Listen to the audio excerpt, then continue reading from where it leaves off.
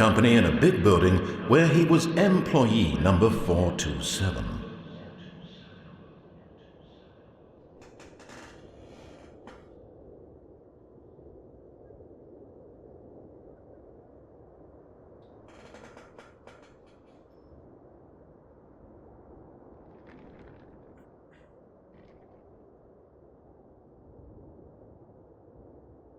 He had been at his desk for nearly an hour.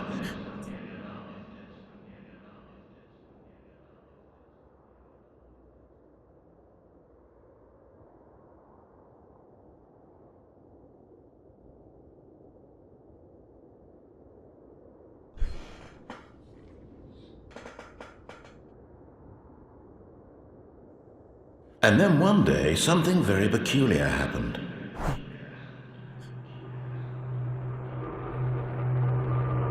Stanley found himself unable to move for the longest time. But as he came to his wits and regained his senses, he got up from his desk and stepped out of his office.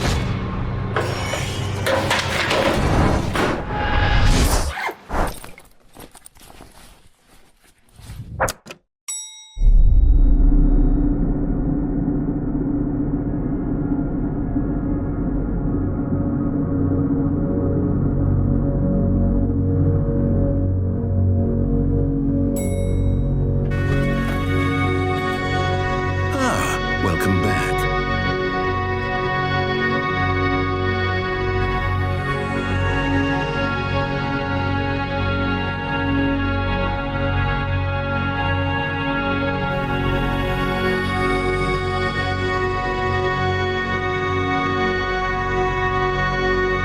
Just follow my lead and you'll be fine.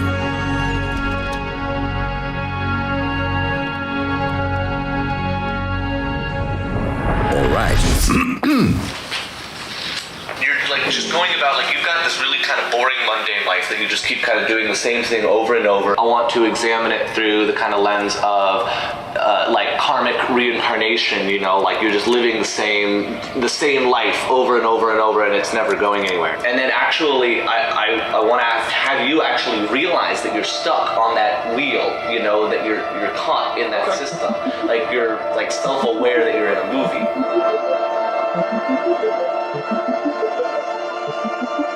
Davey Wreden's mind fascinates me. The stories he's able to tell with his games have resonated with me for far longer than any movie, TV show, or any album ever has. And that's because Davey is really good at making video games. He utilizes the medium for all of its strengths and visual potential to tell really emotional, exciting, and often reflective human experiences. And as great as these games are, what I really admire about him is that he takes his time making them. After all, he literally just has 2 games.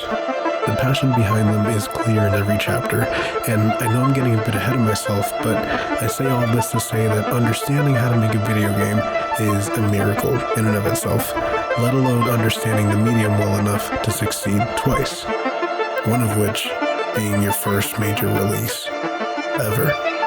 So you're going to be playing me, so we're just going to film you doing basically the things that would be like my daily routine. Okay.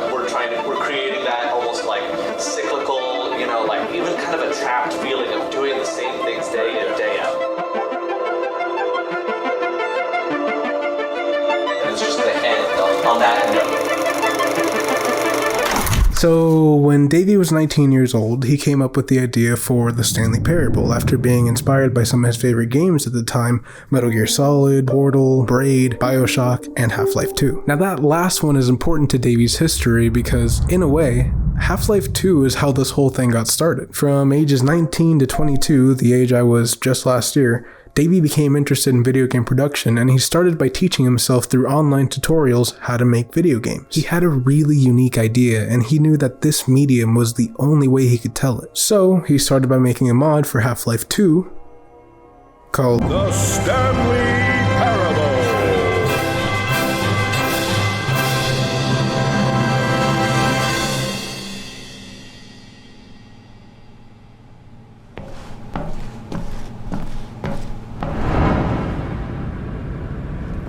Welcome to the Stanley Parable demonstration. Your number is 28. When your number is displayed, please enter the demonstration room. Thank you, and have a pleasant demonstration. 2013's The Stanley Parable demo wasn't my cup of tea. Hear me out. I remember everybody on YouTube playing this game to death, finding multiple different endings and interpreting their own meaning out of the game while simultaneously finding the humor and the confusion of it all.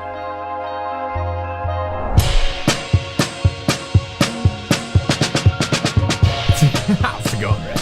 And it's PewDiePie. And look at this. This just came out. It's the Stanley Parable demonstration. Hello, welcome to Steam Train. Hi there.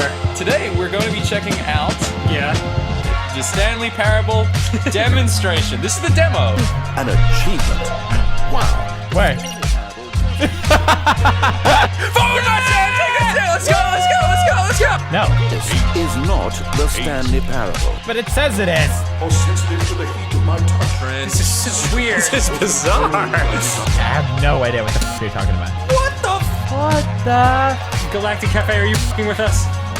I'm a little confused. But for some reason, 11-year-old me never gravitated much towards it. Couldn't tell you why.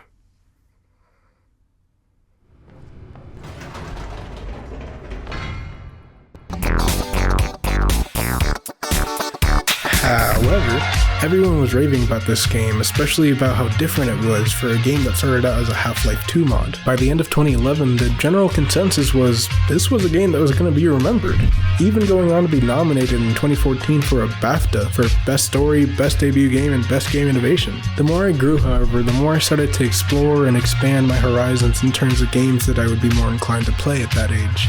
And I did this by watching other people play them. For some reason, I found it really engaging. I found that when I didn't have my own voice in my head telling me that what I was playing or watching was dumb or stupid, I instead had the voice of somebody that was passionate for the games that they were playing, which in turn allowed me to get into more indie games that were coming out around the time, like What Remains of Edith Finch, Firewatch, Gone Home, Presentable Liberty, Far From Noise, and most importantly, the Stanley Parable. So once I got a little older, I decided to double down and give Stanley the shot he deserved. And you'll never believe what happens next.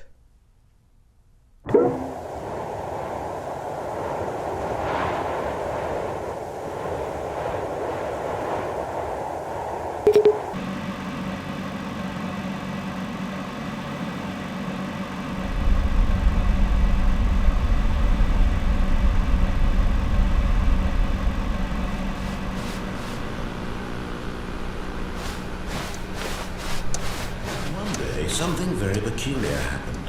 Something that would forever change Stanley. Something he would never quite.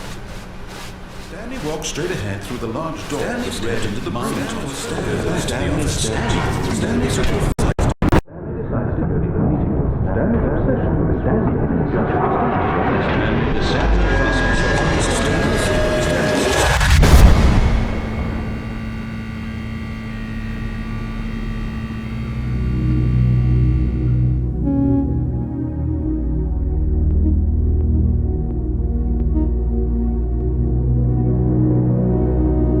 Stanley Parable is a game like no other. I honestly didn't give this game the credit it deserved when it first came out, but the older I got, the more I realized I was taking it for granted. Davey Wreden set up a universe, a deceptively simple one, where the only real goal is to make your own story.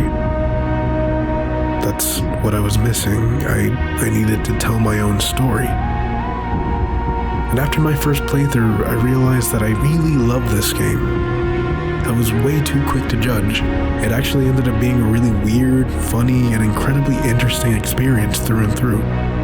In fact, I enjoyed it so much I went back through and found every possible ending. I got as much out of this game as I could, and around the last ending, I felt really satisfied by how much choice I truly had as a player. But before I quit the game, I decided to do one more round, this time just to take it all in. And after taking in the control room, I messed around with one of the tables and I think I was supposed to die, or maybe this was supposed to trigger a line of dialogue from the narrator, but instead,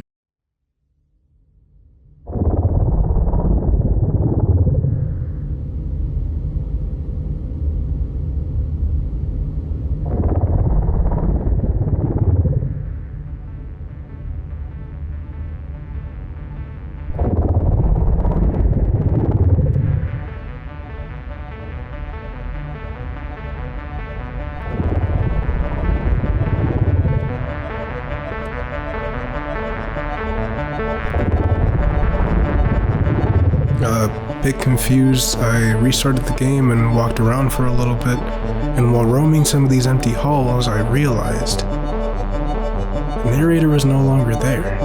That moment brought my attention to something I feel gets overlooked about this game. In the midst of all the panic and confusion of what's going on in the actual game, I think what really cements this game's atmosphere is its use of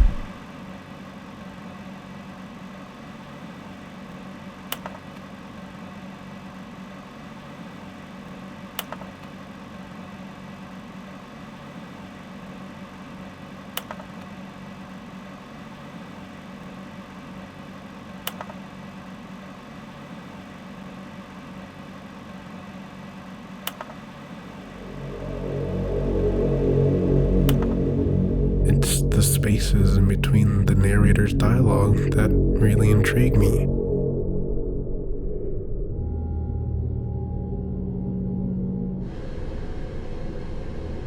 There's a certain level of eerie stillness that I've only seen done this well in one other game.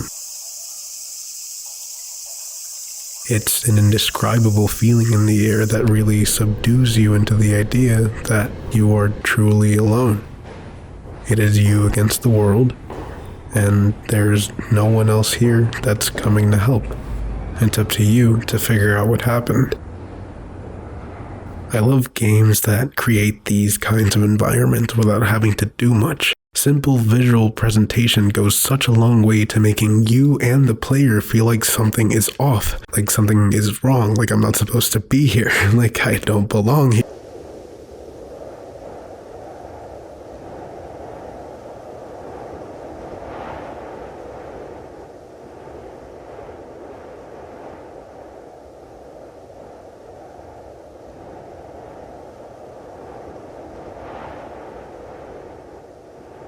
It's almost too quiet.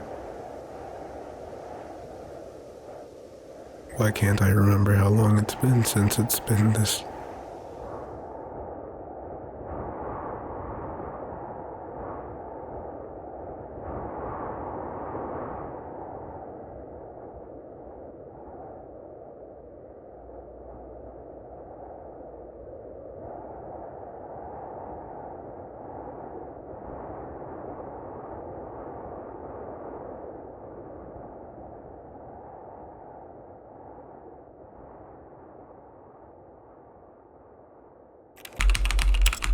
So, where do we start? I was always aware that this game had multiple endings, but I was honestly surprised by how many variations can happen if you choose to change one little thing about Stanley's trajectory. Stanley stepped into the broom closet, but there was nothing here.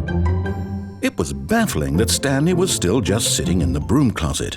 He wasn't even doing anything. I also wasn't expecting the humor behind the narrator, while at times being existential in a sort of pandering way. Now listen carefully, this is important.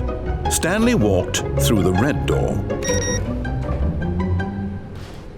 Oh, thank God you are willing to listen to me. This game was a lot more than I was expecting, and I honestly see how it laid a lot of the groundwork for choice-based games going forward, where the choices seem to actually matter and have a larger impact on the story than, say, a Telltale game, for example, where you're given the illusion of choice but end up right back where you started. You like my daughter?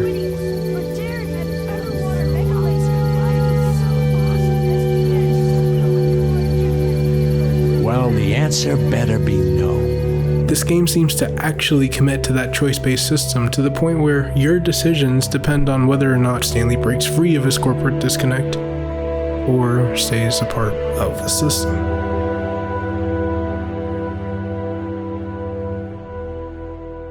So, skipping forward, the Stanley Parable Official is released to critical acclaim in 2013.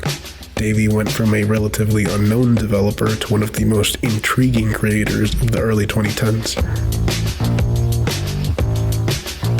showing amazing potential for his future projects. And then there were 3 years. 3 years where Davey was silent. Davey had incredible momentum from the Stanley Parable release, but instead of releasing a sequel or a follow-up game within a year, he just didn't. Instead, he took his time. And that was sort of the end of the story.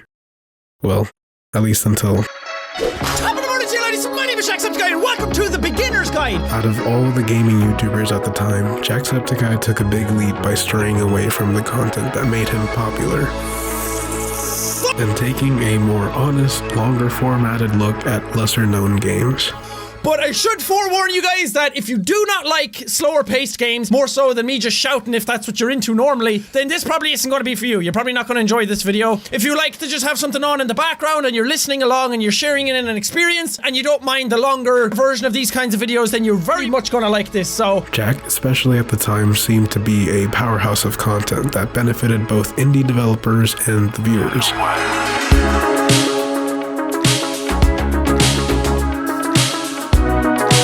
For Jack, he got to play a great game that was more unknown, and the viewers got to experience different genres of games that were vastly different than AAA titles that were coming out alongside them. And the developers went from getting a few hundred downloads to an influx of thousands of new fans and players. And just looking at the amount of views that these videos get, to me, it seems like a win-win. And during that era, on October 7th of 2015, Jack uploaded his foray into the Beginner's Guide. It's supposed to be about a guy going through something he doesn't understand. And there's a lot of buzz about this game online. A lot of people are saying that the ending is really good and it makes you question a lot of stuff, and the whole game in general makes you question your life. And that's really what got me interested in it, made me want to play it. Now, while the Stanley Parable is a quicker, choice-based game, the Beginner's Guide is a narrative experience with a clear beginning, middle, and end. And maybe that linearity guided my dumb little mush brain into actually enjoying it, but more than that, it left a longer lasting impact on my life than I ever could have thought. And somehow I've caught myself thinking about this game more and more as life goes on. The Beginner's Guide tells the story of Davey Wreden's real-life friend, Coda. The narrative is told through his perspective, showing the player the many, many games that Coda has made throughout the years. Ironically enough, the beginning might seem a bit slow, but within each game, we slowly start to unravel what this story is really about.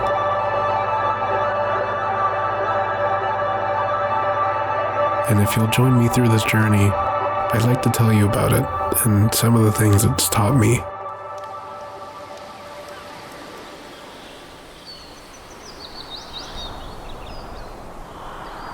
Hi there. Thank you very much for playing the Beginner's Guide. My name is Davey Wreden. Today, I'm going to tell you about a series of events that happened between 2008 and 2011. We're going to look at the games made by a friend of mine named Coda. Our journey begins with Coda's first game, a Counter-Strike level he used to learn basic 3D.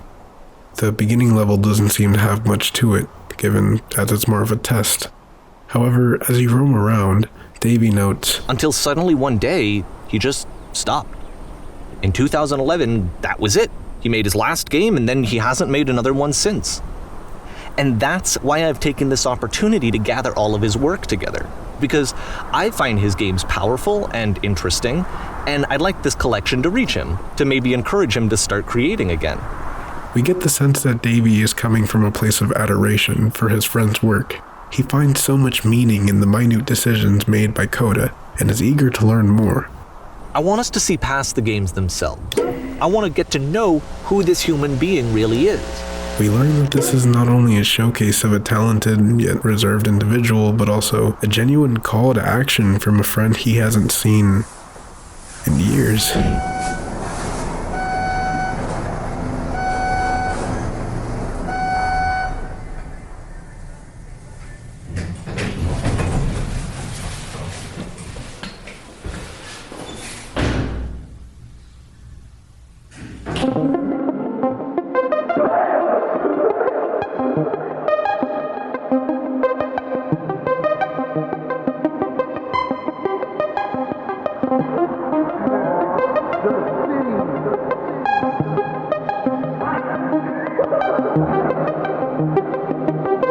Davey loves the games that Coda makes, and his enthusiasm is one of the biggest drivers of the story in my opinion.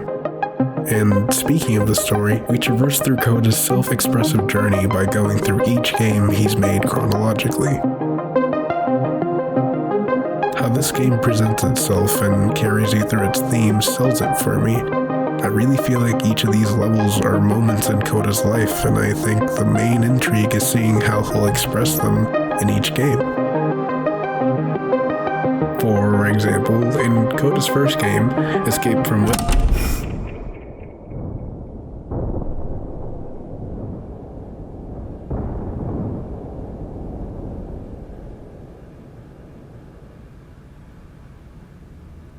Warning. Whisper machine active. Shift destruction imminent.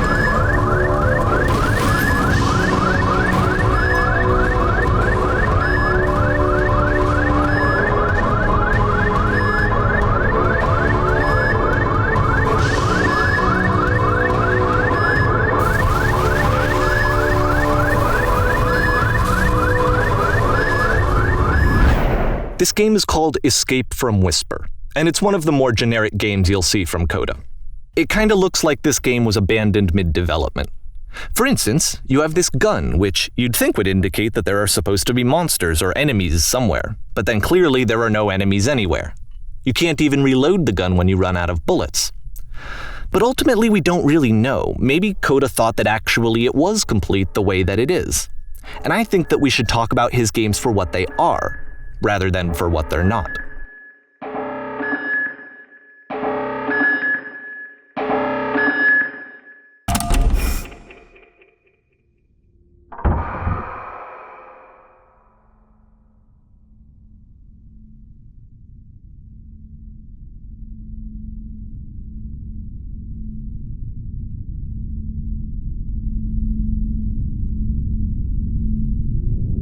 I love how you can see the bottom of the universe from this room.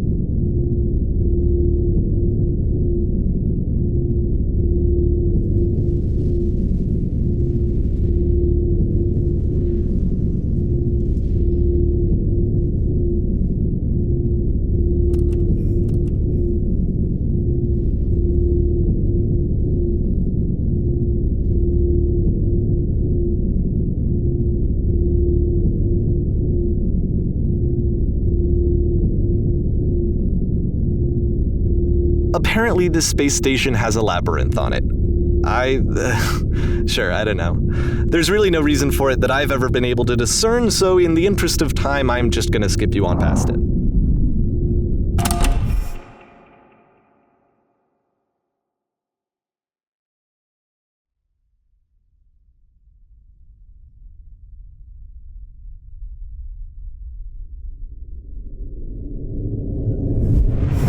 Okay, this is the part that's interesting.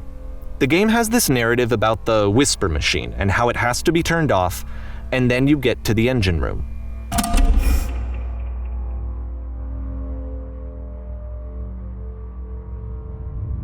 Hey, you there, in the engine room. You could save us all. That beam is powering the Whisper machine. We could disrupt it by introducing a great enough heat signature. Your body could stop the beam. It's so much to ask, but for all of our lives, would you do it? Could you give yourself?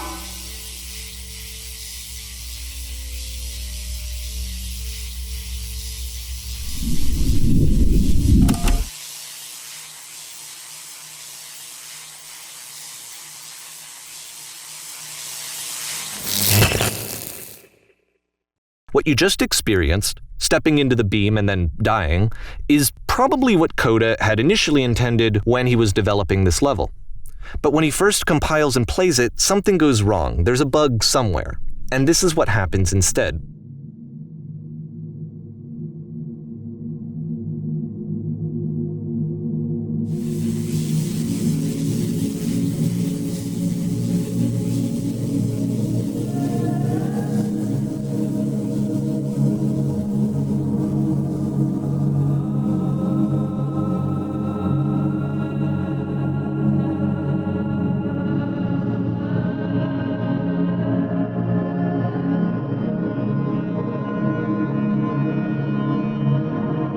beam causes you to start floating. And this is an important moment for him, because yes, this is technically a glitch, but Coda identifies something human about it. Like how small it makes you feel in the face of this larger chaotic system. Or this floating could be the afterlife, a peaceful place, juxtaposed against all of the hysteria that you've just had to traverse.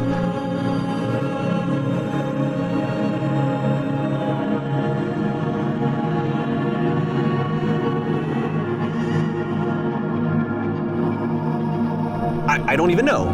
I have no idea what he was thinking. What's clear is that after making this, something lodges itself in his brain.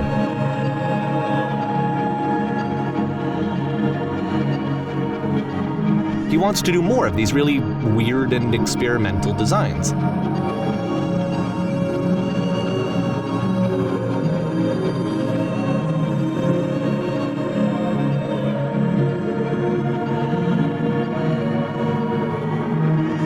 Now, put yourself in my shoes playing this. Here's a friend whose work is exhibiting signs of struggle, frustration, anxiety, depression, even. And yet, still, he keeps making games. He keeps throwing himself into the grinder even when he clearly doesn't have the energy for it anymore. He had no outlet to ground himself on.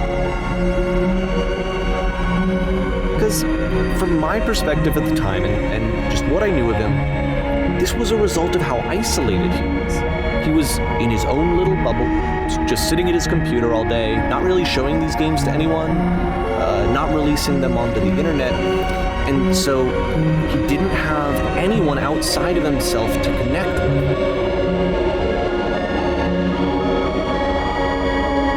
But unfortunately, the only option is to step into the game.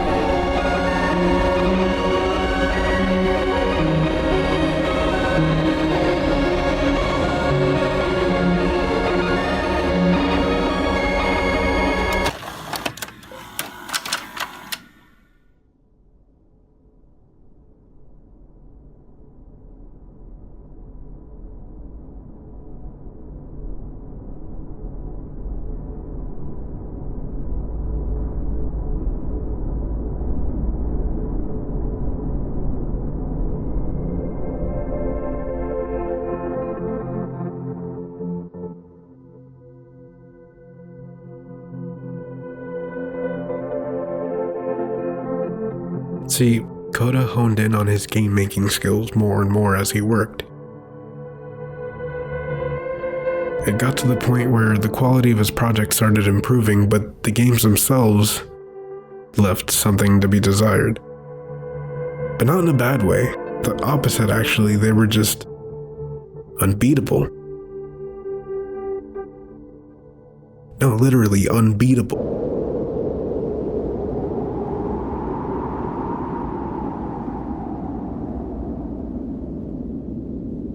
I wish I'd known him at the time that he was making these early games. He would really only talk to me about his work as he was making it. Once he stopped work on a game, that was it. It was dead to him. And I don't agree with that at all, but what are you gonna do?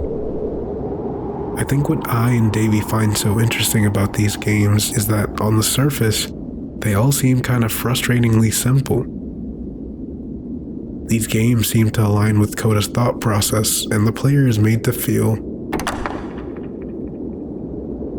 stuck. Once you've been slowed to an absolute crawl, the door at the top of the stairs opens. So why, if Coda's not showing these games to anyone, why bother opening the door at all? But Davey goes a step further. He recodes the game to not have these little boundaries set by Coda, and what lies beyond those boundaries, well,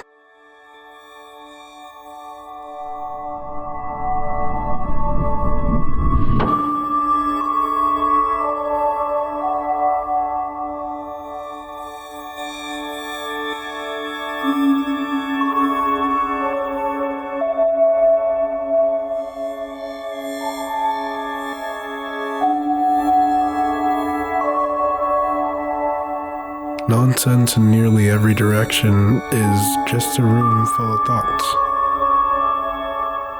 his thoughts, a place where Coda can feel comfortable. His memories, his mind, all laid out beautifully into these concepts. These ideas of games that mean something to him. That mean something to Davey.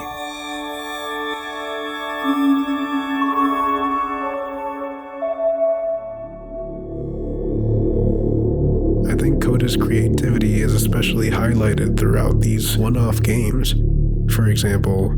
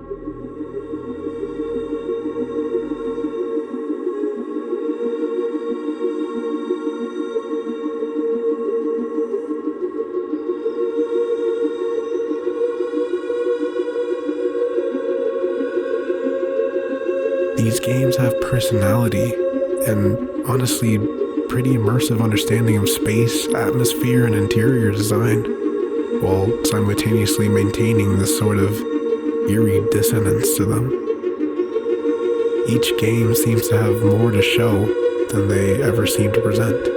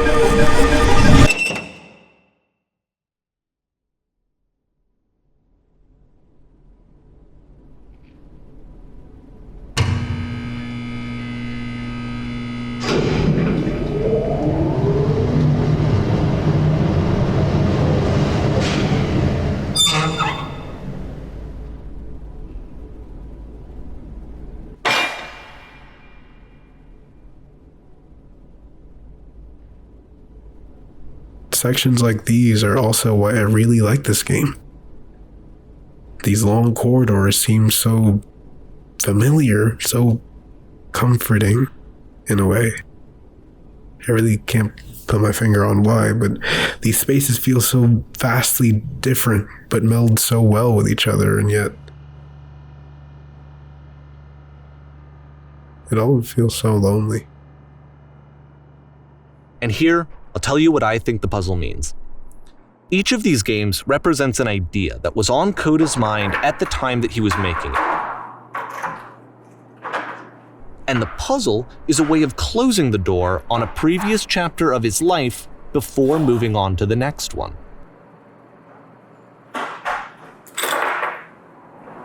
I see this person who's filled with thoughts and feelings and beliefs and has no way to express them except as scattered and unheard voices in a game that wasn't meant to be played.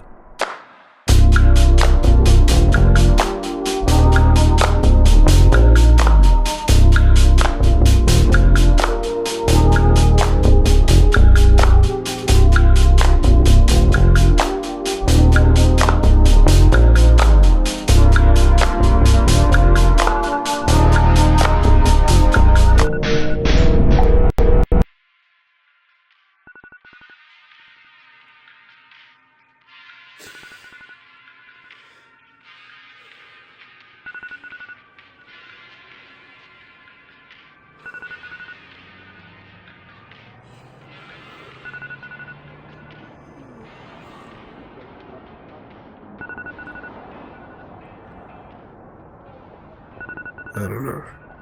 I'm probably just reading too much into it.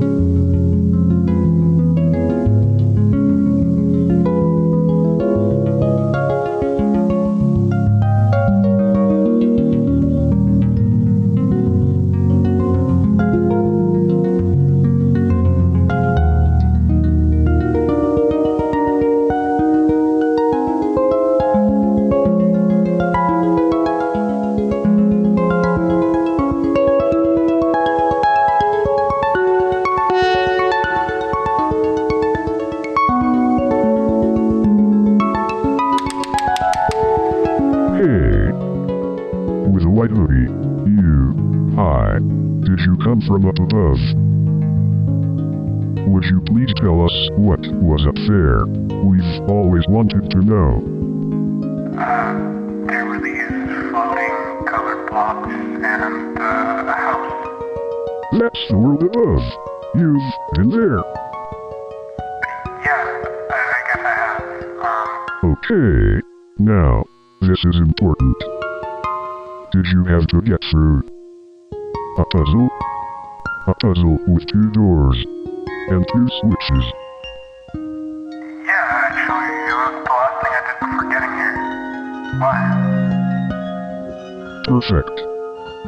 Now, please, how do you solve it?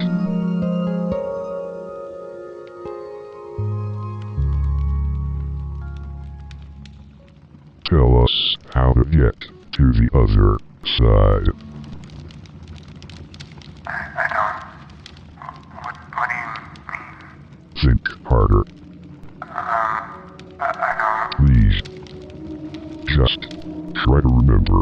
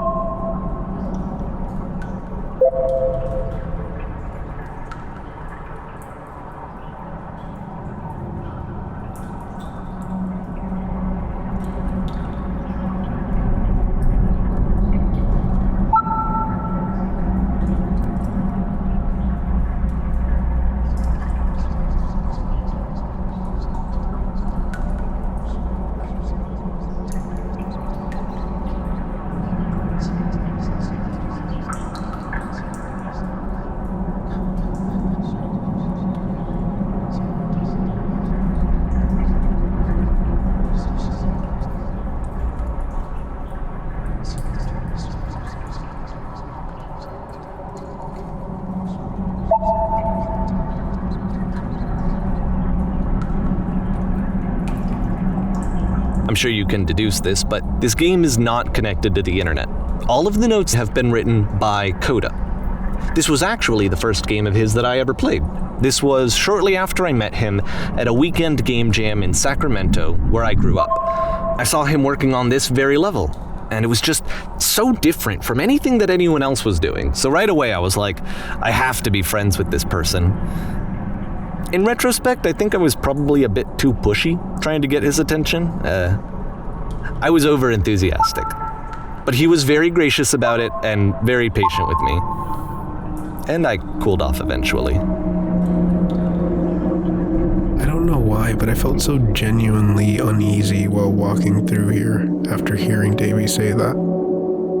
Every message now took on a different meaning, and where this game shines is in the way that it makes you wonder if you are rightfully thinking or overthinking the most minute details. And because there's this dark area between the doors, a space between spaces, before you move on, you get to pause. Just for a moment, a few seconds to reflect on and let go of the events that led you here.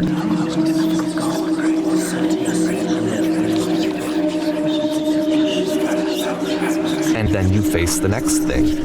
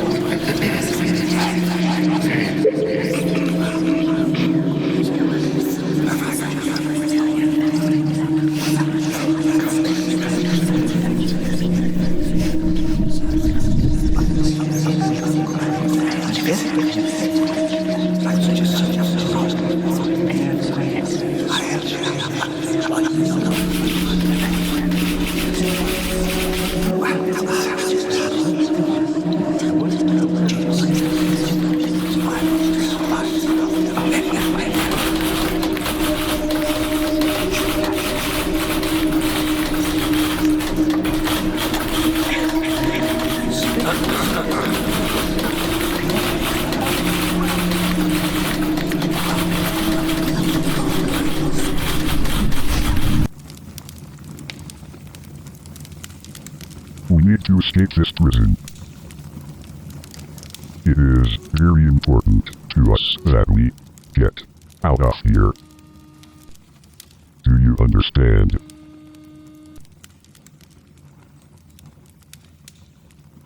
Please understand.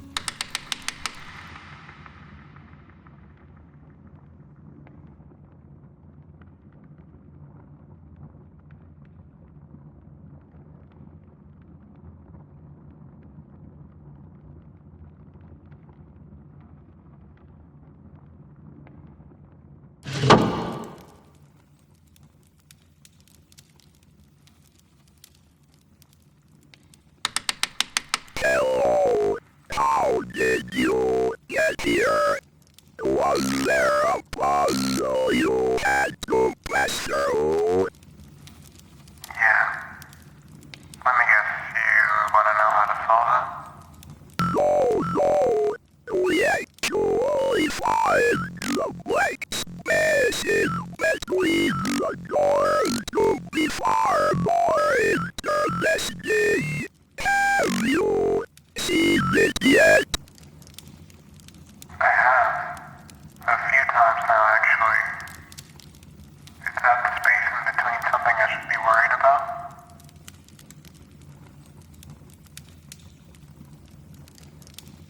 Don't think too hard about it.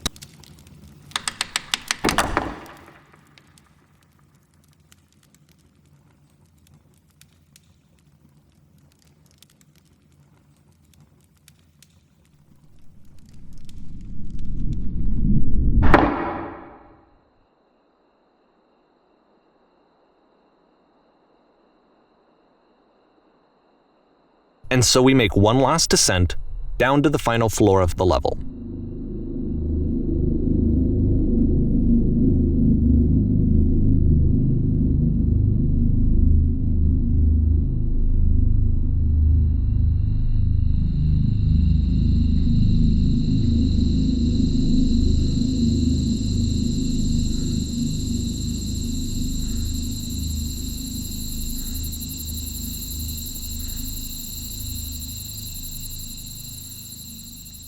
It's a lamppost.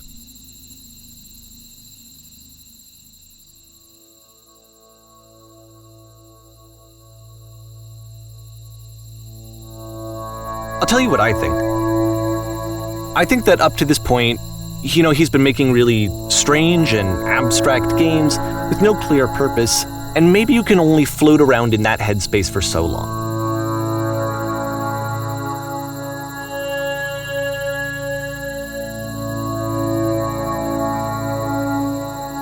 Because now he wants something to hold on to. He wants a reference point. He wants the work to be leading to something. He wants a destination, which is what this lamppost is. It's a destination. It's going to appear at the end of every single one of his games from here on out. I think this part of the game is really important in getting to see a glimpse inside of Coda's mind and where he is emotionally at this time of his life. Constant noise from every direction and one lamppost to light the way.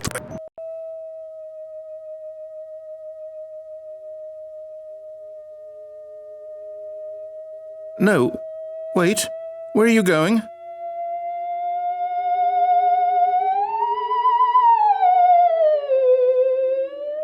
Stanley?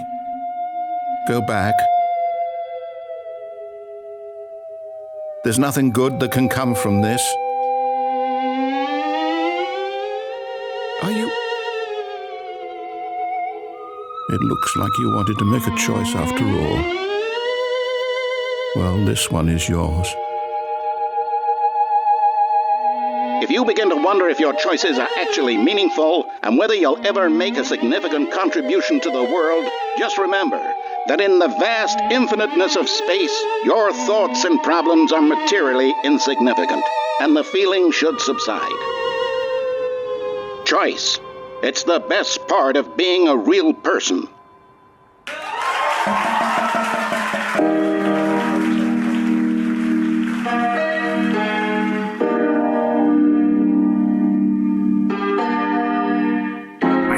Sanchez. I am 18 years old. I am going to college in Wisconsin, pursuing my dream of becoming a graphic designer, and I am happy. And I hope you are too. Thank you.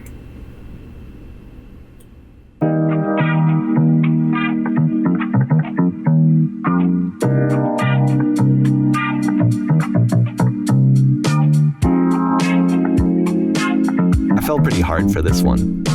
I feel like it's one of the most relatable experiences that you can have. To assume that some other person is perfect and totally fulfilled in every way, and completely miss all of the little flaws that make them painfully human. I think about this game a lot these days.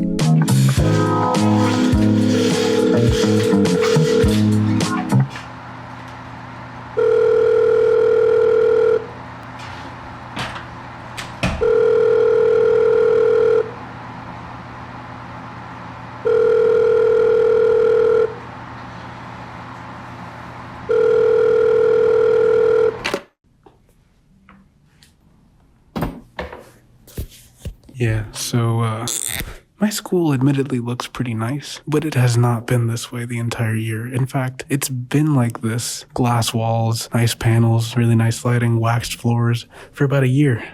And it's my last year. The first 2 years of me being here, it looked like this. And look, I know colleges take a lot of money to maintain. Fully understand that. It's a lot that goes into these buildings, and a lot of staff need to be paid what they're worth. Fully get that. It's just a little fishy that they spiked tuition prices right before quarantine, and during quarantine, even if you stayed at home and had no access to the facilities or the campus, you still had to pay full tuition. Just something to think about. And look, I'm not saying that they just spiked up prices so that they could build a better campus for the next incoming class and be able to admit more students into the school, therefore getting more funding for the school. But they definitely did that. We overexceeded our capacity 3 times in the 4 years that I've been here, and they keep doing it. Basically, this is college. This big square here, this is my college. And pre-quarantine, they only let about 3 people into this square. Only 3 of these fools fit in here. Look at that guy. And again, not saying this is what happened, but it's just a little fishy that when we went into full quarantine and there was no one allowed to come inside the building for a whole year, my ad said, well, we'll just kind of and then we'll chop the top, we'll make it into the 4th floor, and then we'll just kind of put cool glass panels here, and then theoretically we could just make 6 times the amount of classrooms available. Yeah, let's do that. So let's recap. $40,000 to go on a computer for the whole year.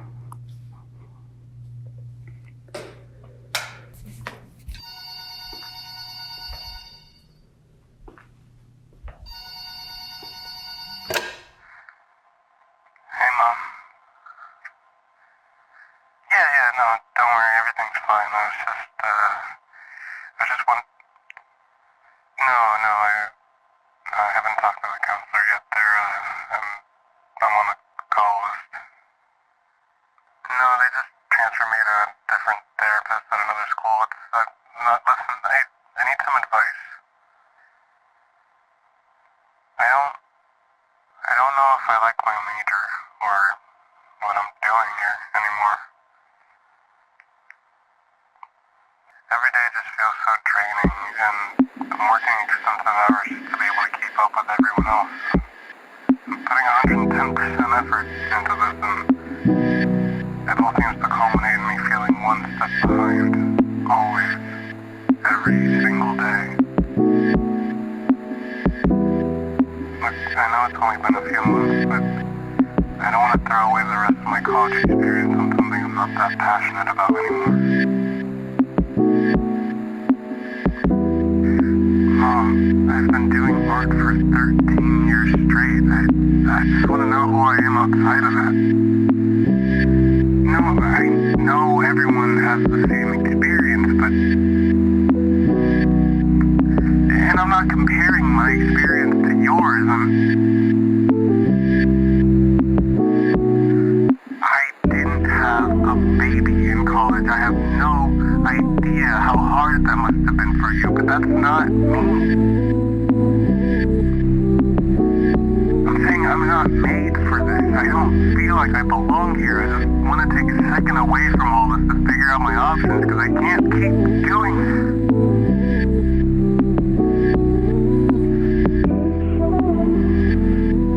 I'm not giving up. I'm not. I'm burnt out. I can't do this for another second longer. I need some form of stability, and I don't feel like myself when I'm doing this. I'm sorry.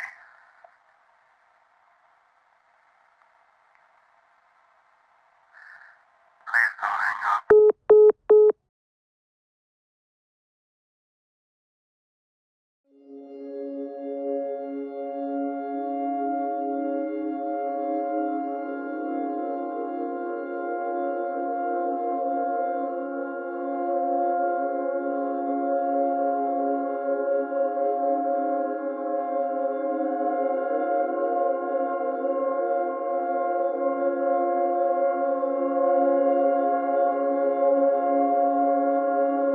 So what would it look like if Coda wanted to make a game about talking to someone other than himself?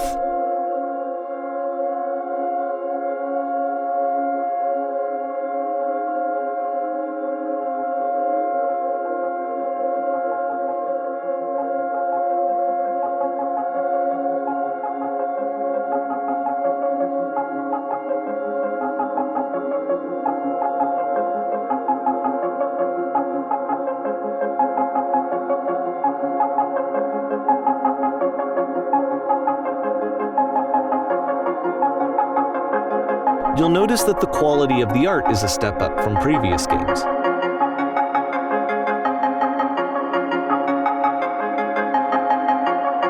From From here on out, he begins putting much more effort into the visual polish of his work.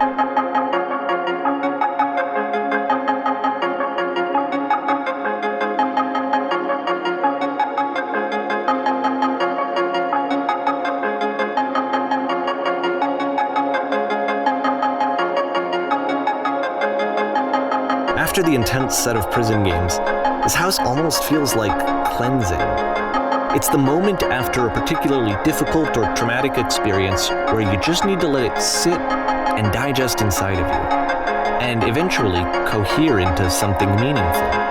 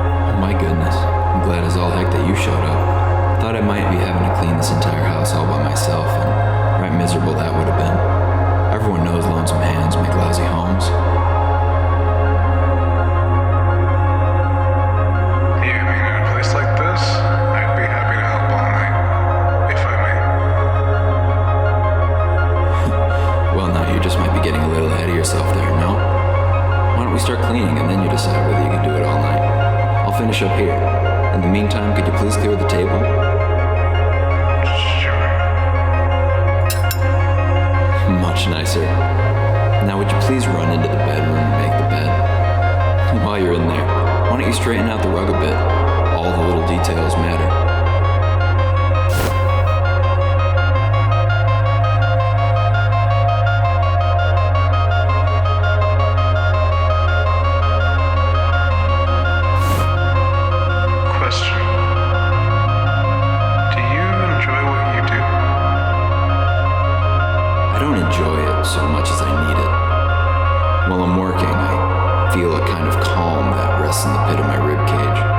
Soul just can't be soothed any other way, it seems. Which I guess is about all that matters. Oh, that and a tidy couch. Would you straighten out the pillows on the sofa out here? Okay. Oh dear.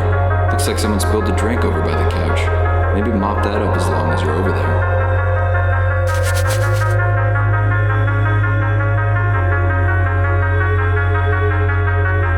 I feel compelled to share an incredibly cheesy personal insight. You okay with that? Yeah, sure.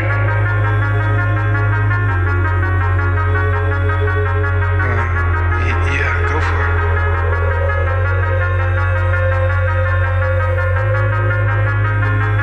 You okay?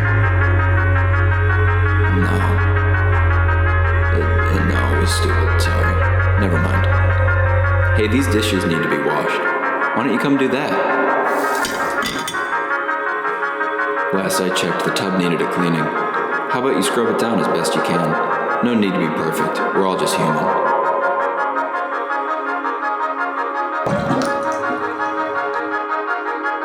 Are there still books scattered on the floor of the bedroom? If so, would you put them back on the shelf? Perfect. Now then, how about you come and clear these dishes off the table? Man, doesn't this get repetitive after a while? Let me tell you something. Whatever work you do, you have absolutely got to own it. Otherwise, it owns you. So why don't we be with the task at hand and leave the future chores to future you? Present you wants to smooth out the rug in the bedroom, believe it or not. Trust me on this one. Looks like the tub has gotten rather dirty. Would you mind tidying it up a bit?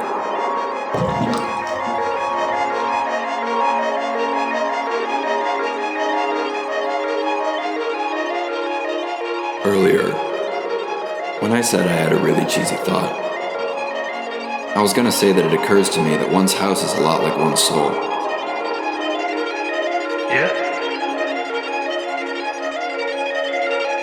You take care of it, and it takes care of you.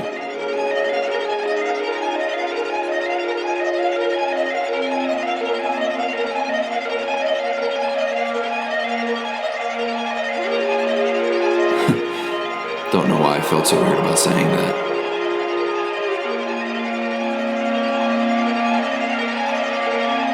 Anyway, so, housekeeping. Let's keep doing this. Books. Would you please clean up the books? Thanks. Oh goodness, those pillows over on the couch are a real mess. Would you go over and straighten them up a bit? Can't have these folks coming home to a messy couch.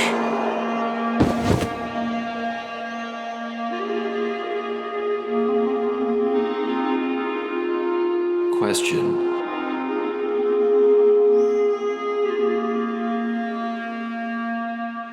Do you enjoy this?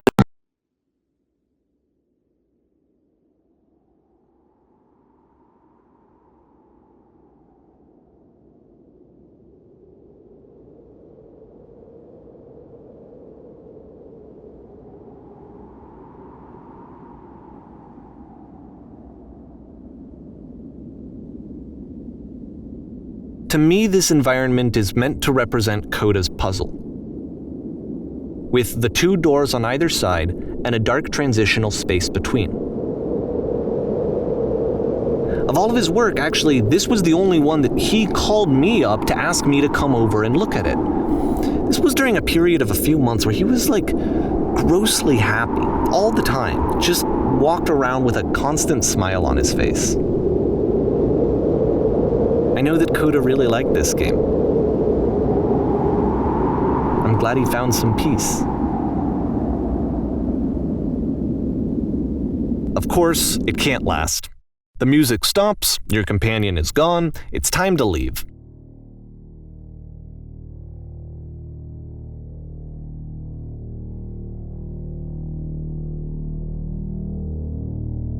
Again, you can't stay in the dark space for too long. You just can't. You have to keep moving. It's how you stay alive.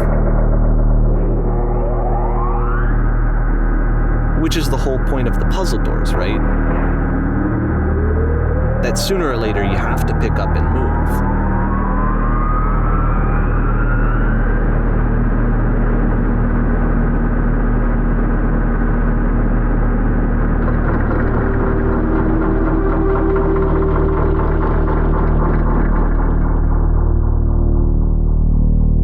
I really thought that was the point of it.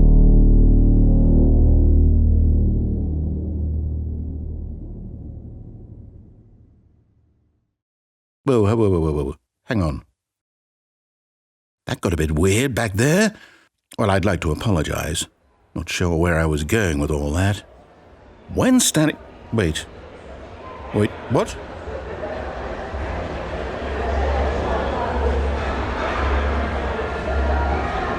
Oh, hold up, what's this?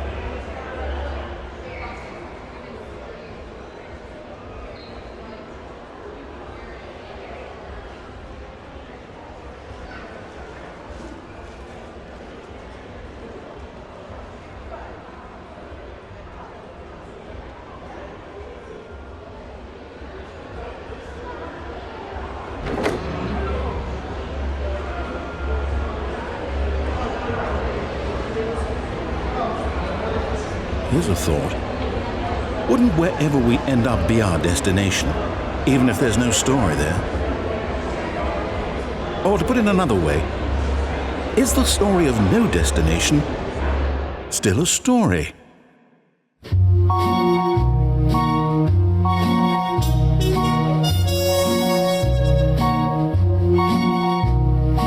I want to be happy, but I won't be happy till I make you happy too.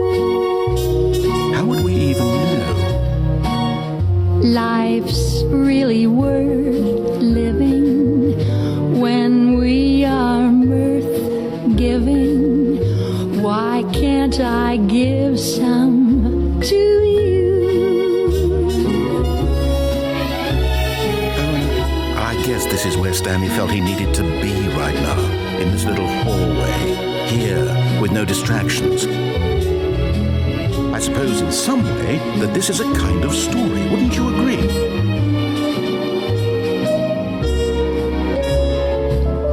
I wanna be happy, but I won't be happy till I make you happy too. Stanley can't see the bigger picture.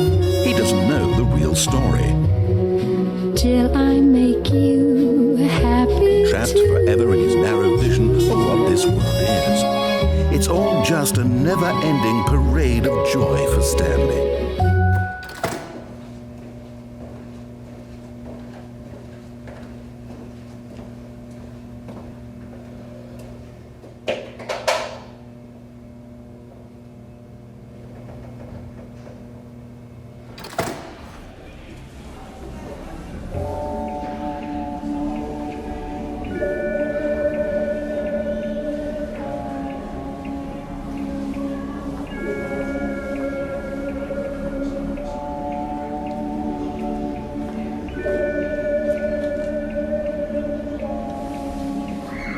You're telling me it's all determined? That's really how all this goes? No, it can't be. I don't want it to be. I don't want to be trapped like this. You know, walking, eating, working. Then what? Am I just supposed to forget?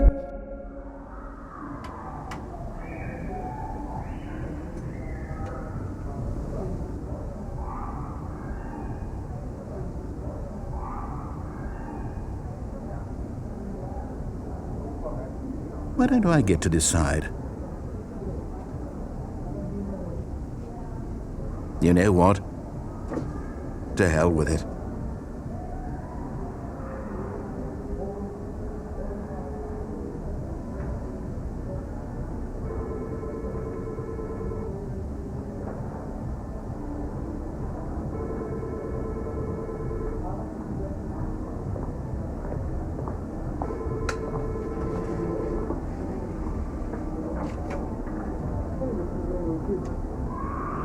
Who am I kidding?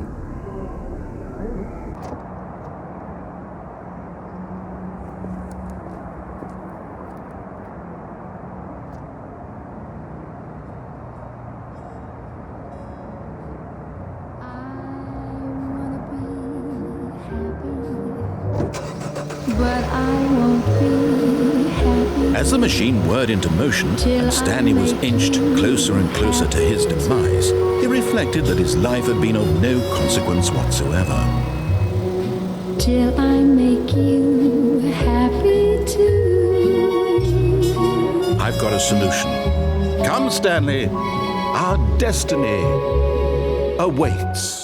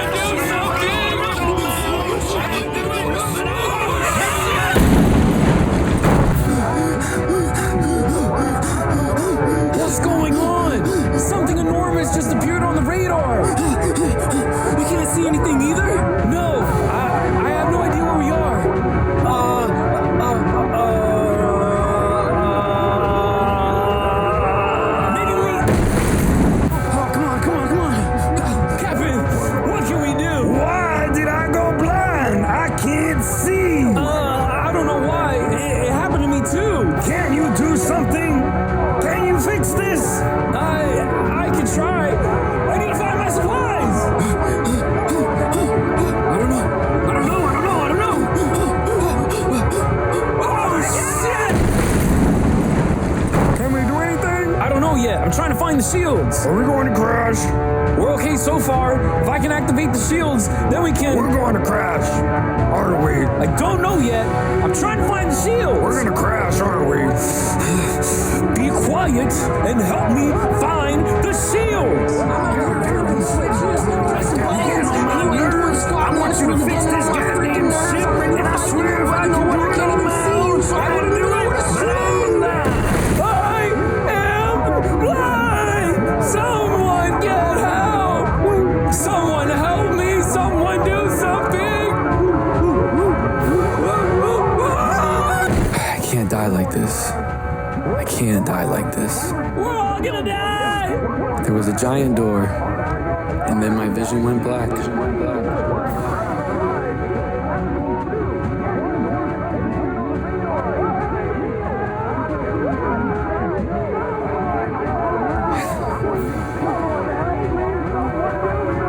Am I gonna be killed by a giant door?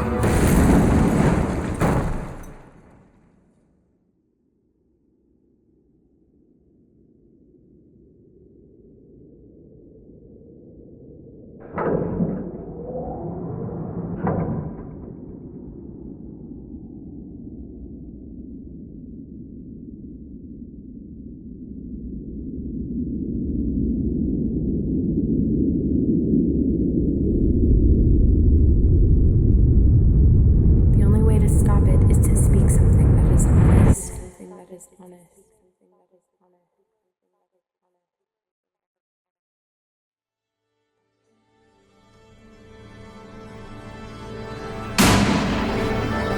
All right, the performance is beginning. Places, everyone. Not you, Stanley. Not you. All right, in this scene, you'll be playing as me. Setting, you're in a gathering of professionals, and this is your one chance to impress them.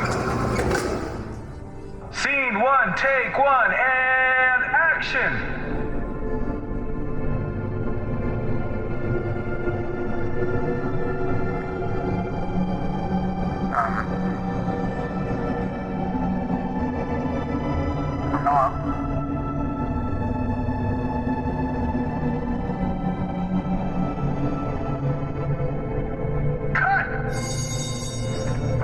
Hello? That's it? That's all you had to say? That's not even a conversation. You need to actually converse with her. Come on, be a human being. Alright, do it again. Action.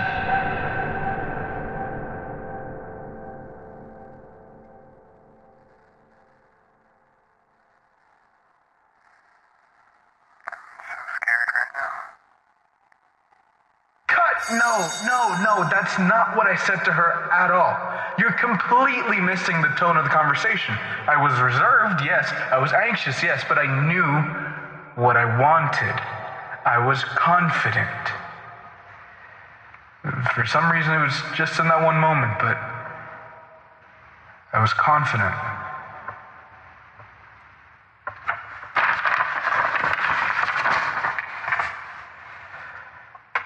Look, maybe you just need a better feel for the setting. Here, these cones will represent the people around you.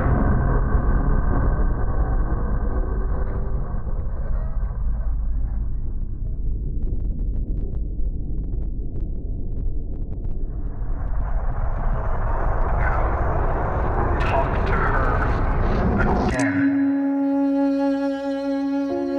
Action.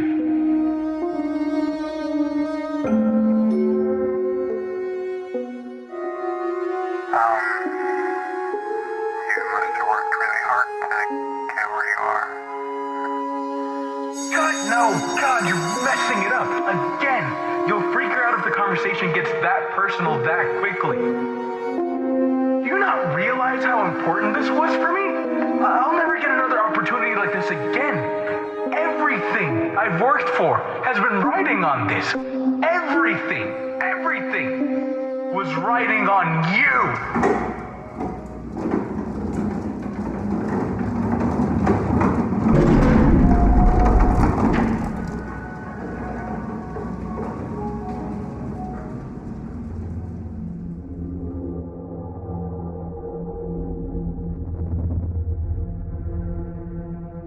here was the point in my relationship with Coda where I really started to wonder if he needed my help in some way.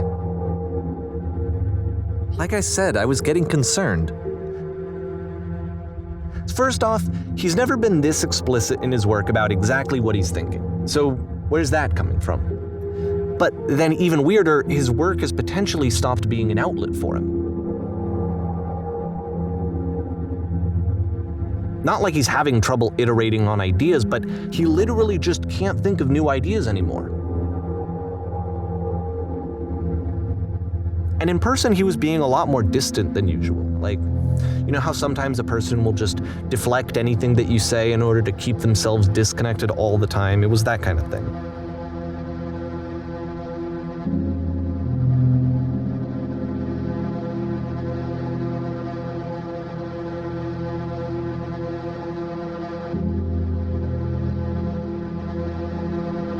After this game, it's almost 6 months before he finishes something new.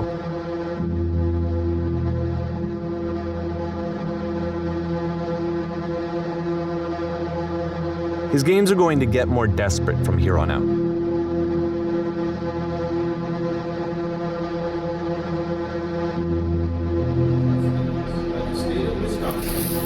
And upon recommendation of the faculty, hereby confer upon you, with all of the honors, rights, privileges, the degree of Bachelor of Fine Arts.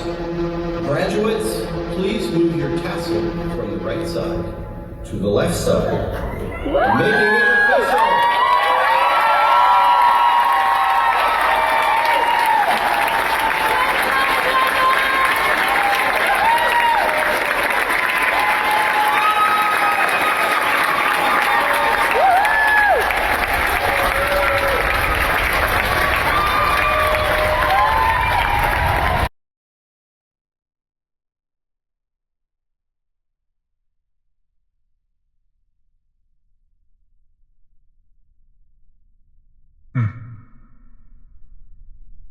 You know what? Here. Let's try something. Take a few steps back, Stanley.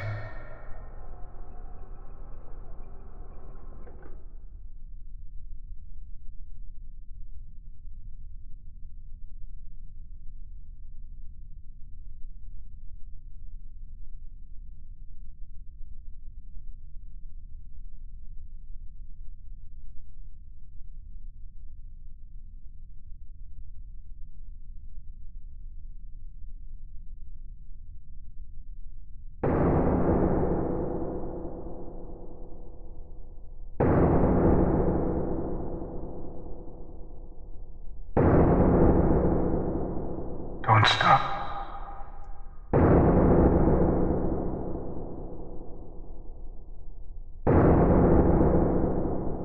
Perfect. Now stay there. You're perfect there.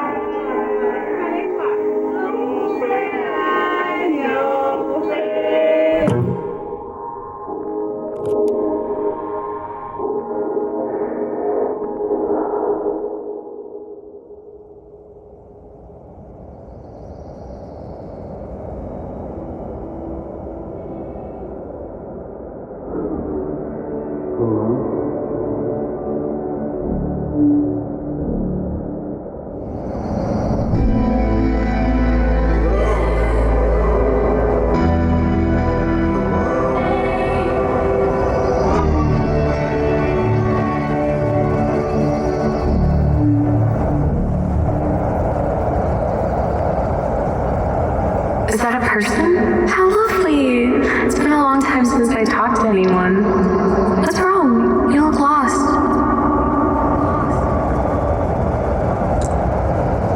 Yeah. I'm completely burnt out. Oh no, what's happened? Did something change?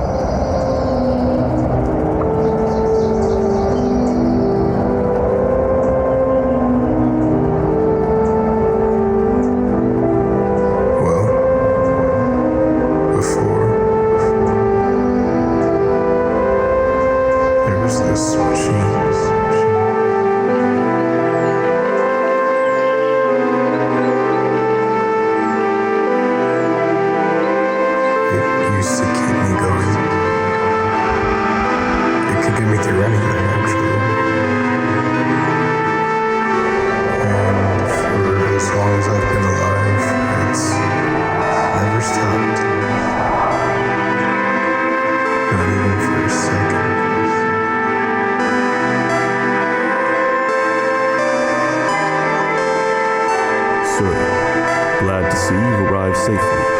We've captured the machine. It's waiting for you now. You may begin the interrogation whenever you'd like. I intend to be quick. Very well then. It used to protect me. I guess I'm trying to find it and get it started again. I know everything will go back to normal once I find that engine.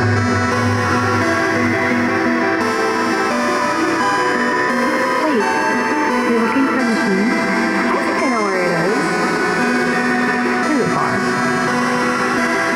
Really? Please, you have to take me to it. I can take you to it, but there's a problem. It's guarded by a difficult puzzle. If you help me solve the puzzle, we'll find the machine. Deal?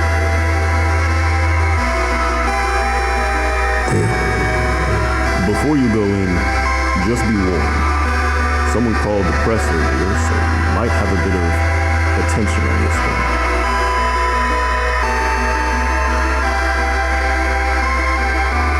Oh, and one last thing. There is something you should know about the machine.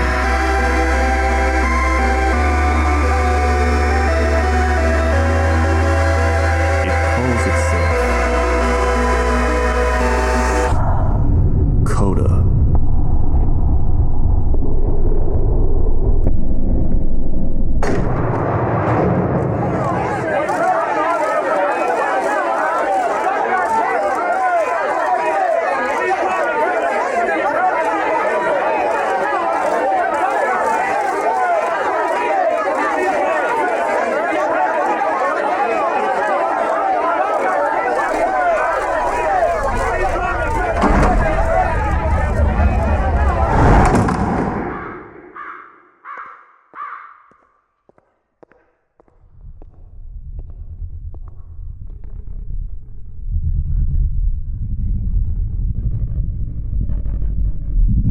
You stopped. And I want to know why.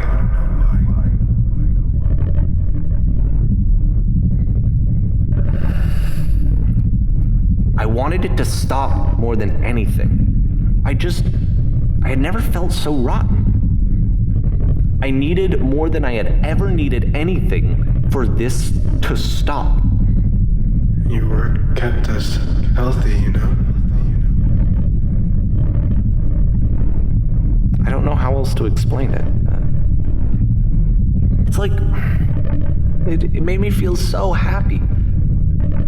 So beautifully, beautifully happy. Your creations, your ideas were the only reason we could make it through the day. Every day. You can't talk yourself out of loneliness. It doesn't work that way. You can't be the one writing both the questions and the answers. Then there's no movement. I've been alone for so long. And you still won't help, will you? Either way, I think that the point is the same. Because if all of your anxieties are being channeled into your work, then if the work ever fails, you have no backup and you're just going to crash. Apologize. I need you to apologize.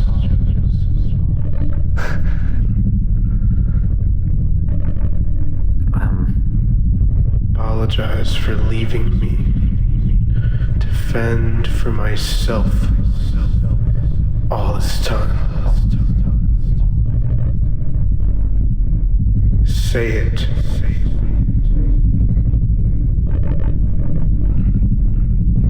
I want you to think very, very carefully. I know how to hurt you in every way imaginable. I have seen everything that you fear. Now get to it.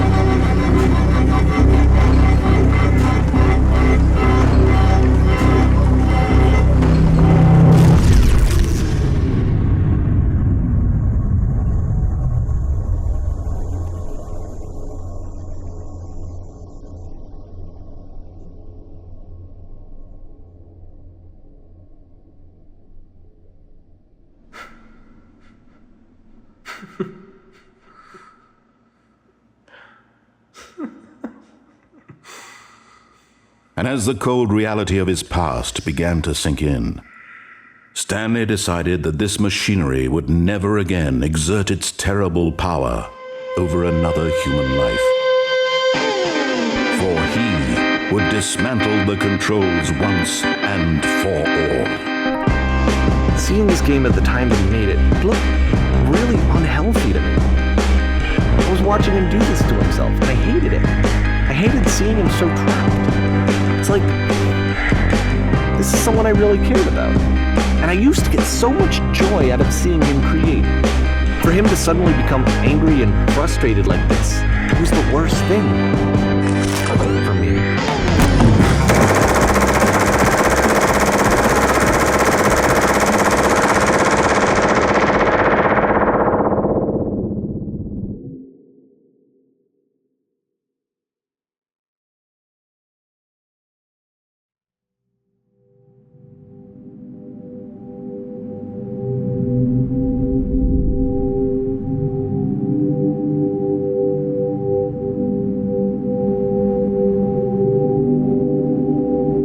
this room actually has a maze in it.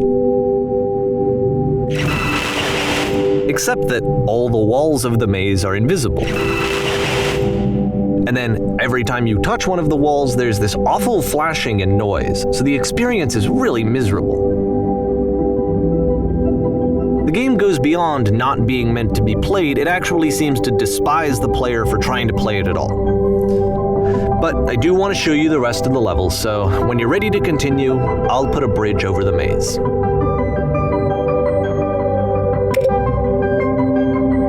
It's not like this is the first game that's needed some modification to be playable. Like the house cleaning game.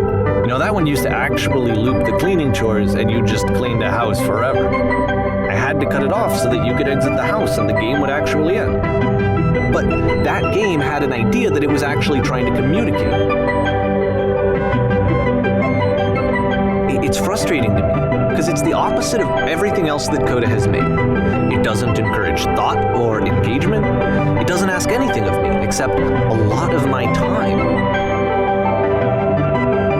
If I could have reached him during this time, then maybe I could have asked him. But I couldn't. The switch to open this door is actually on the other side of the door, meaning that it's literally impossible to solve from this side. So even if you somehow brute forced your way through the first two challenges, and you got to this point, there's actually just no way to progress.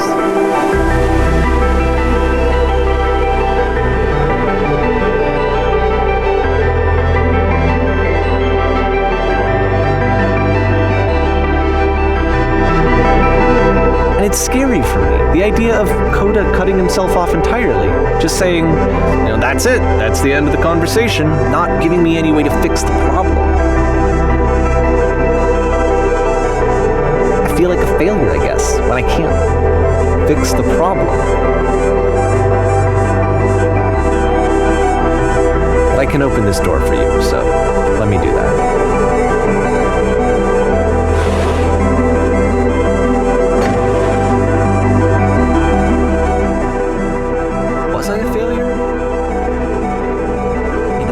Why I would be. It's not like everything needs to have a solution, but I feel it somehow. I feel like I failed, and I don't understand why. I still don't really understand why this is here. I remember, it's June of 2011, I'm playing this for the very first time, and as I'm playing, I'm thinking to myself, I don't know this person. I have no idea who this person is. It wasn't the guy I knew. It wasn't my friend. I had come to so many conclusions from looking at all of his work up to this point, and then suddenly none of them... I had been trying to, though. That was the thing. For years, I was trying to get to know him, to understand who he actually was and what he stood for. I asked him so many times to please just tell me what his games mean to him.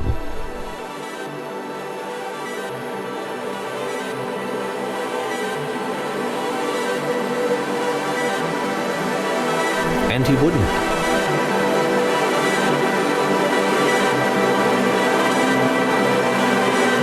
Where did I screw up?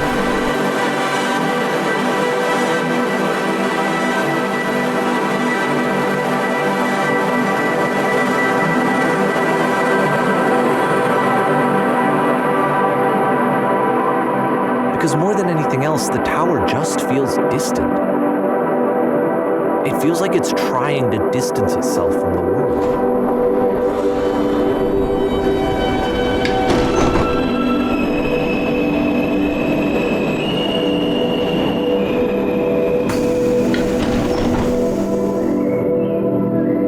And this is where I have trouble saying anything meaningful about Coda's work.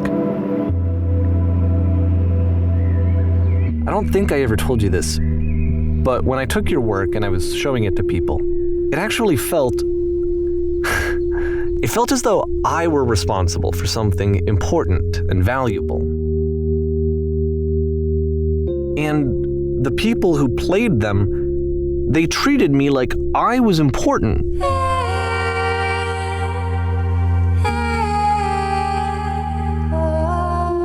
They really listened and cared about what I had to say. Even though I was showing your work, I felt good about myself. Finally, for a moment, while I had that, I liked myself.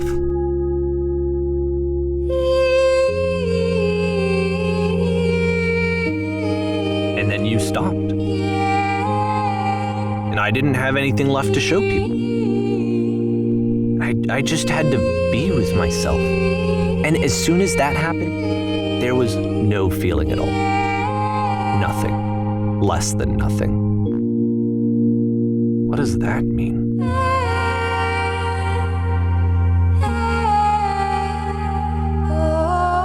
I'm the reason that you stopped making games, aren't I?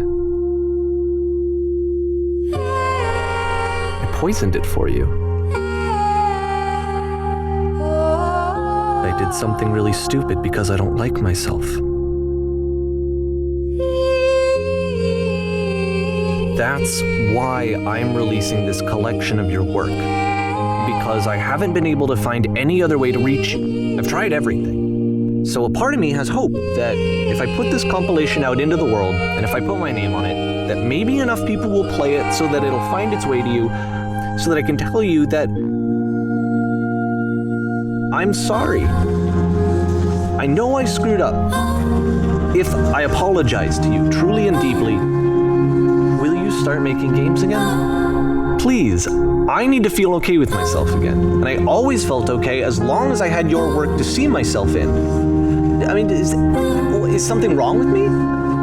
Because I know that I did an awful thing, and I'm doing it again right now. Like, I'm showing people your work, but I can't stop myself from doing it. That's how badly I need to feel something again, like I'm an addict. There has to be something wrong with me. Can I apologize? What if I tell you I was wrong? Will that work? Will that fix it? I don't know. I don't think it will, but there's nothing else that I can do. Just tell me what you want. I'm sorry. I'm sorry. Please, start making games again. Please help me. Please give me some of whatever it is that makes you complete. I want whatever that wholeness is that you just summoned out of nothing. You put in your work. You were complete in some way that I never was. And I want to know how to be a good person. I want to know how not to hate myself. Please. I'm fading, and all I want is to know that I'm going to be okay.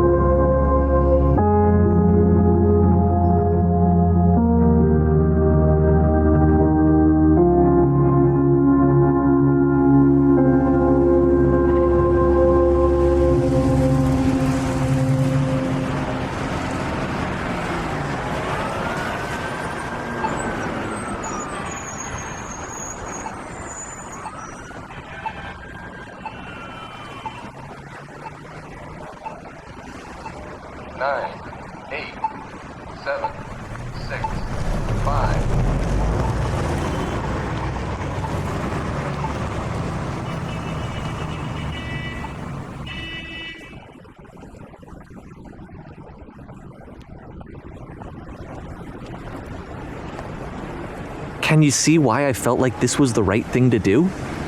Because it's the thing that I always feel like I need, to be told that my work is good, that I am good.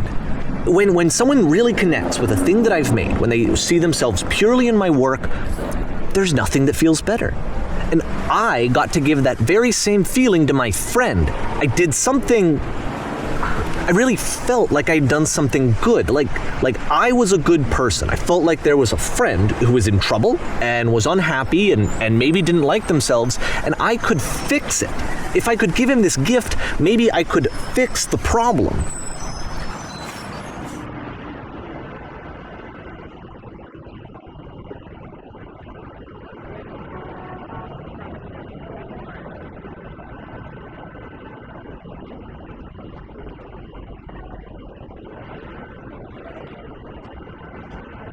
If I knew that my life depended on finding something to be driven by other than validation, what would that even be?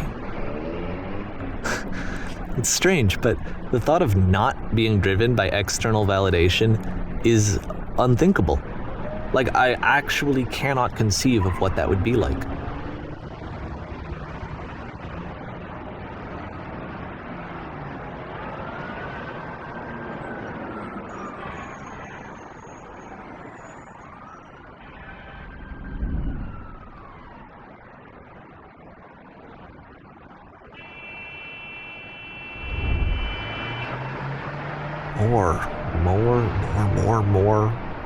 More love, more praise, more people telling me that I'm good. Always more. It's like a disease.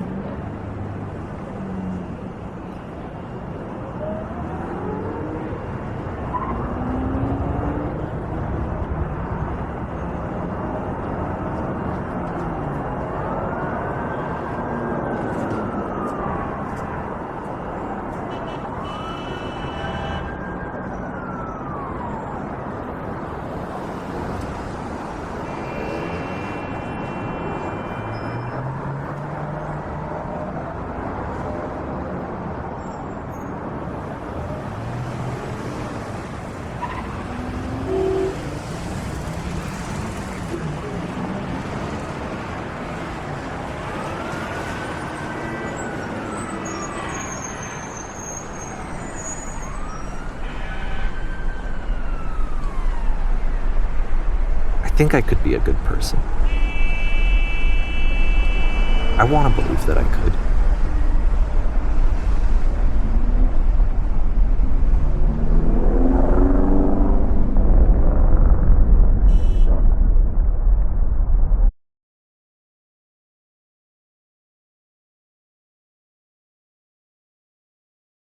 I guess if someone had told me ahead of time that he just really enjoyed making prison games, maybe I wouldn't have thought he was so desperate. I wouldn't have told so many people that he was depressed. Maybe he just likes making prisons.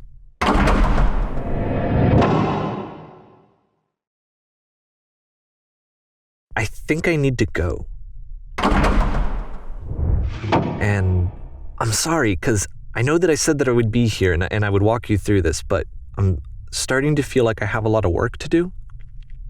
I have a lot that I need to make up for, and so I'm just gonna... Okay. I can't keep making these anymore.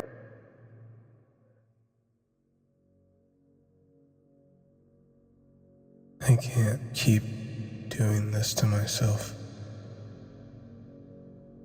It's not healthy. It's not good for me.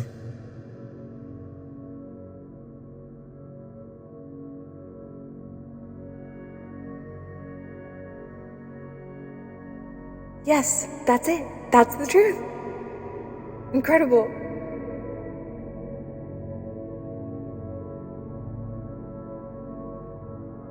That's the truth.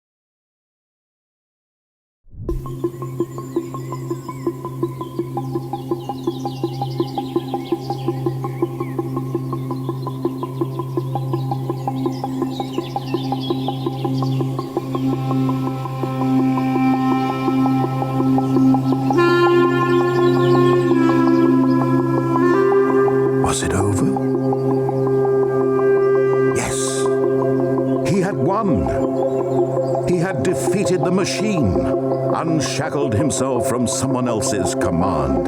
Freedom was mere moments away. And yet, Stanley reflected on how many puzzles still lay unsolved. How had he been freed from the machine's grasp? But as sunlight streamed into the chamber, he realized none of this mattered to him. For it was not knowledge or even power that he had been seeking, but happiness. Perhaps his goal had not been to understand, but to let go. No longer would anyone tell him where to go, what to do, or how to feel. Whatever life he lives, it will be his. And that was all he needed to know. It was perhaps the only thing worth living. Stanley felt the cool breeze on his skin, the feeling of liberation, the immense possibility of the new path before him.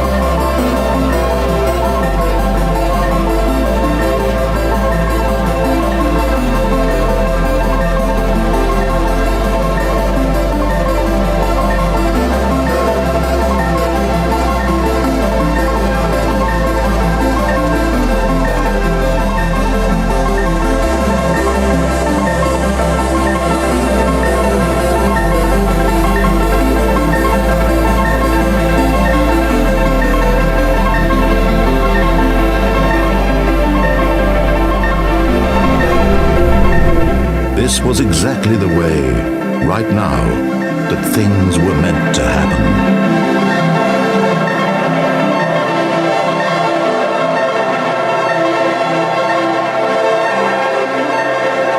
And Stanley was happy.